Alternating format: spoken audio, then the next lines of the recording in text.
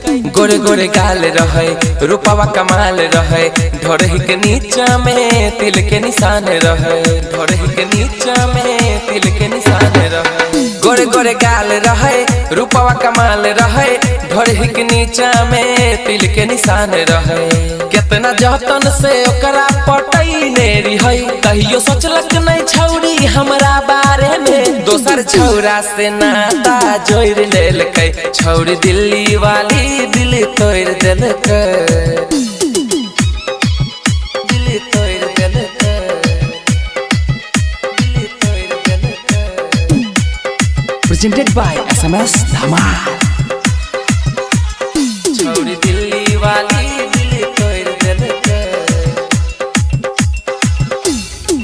bike पर घूमे लिए रे शॉपिंग करे लिए रे जाके सोनारवा से झुमका दिए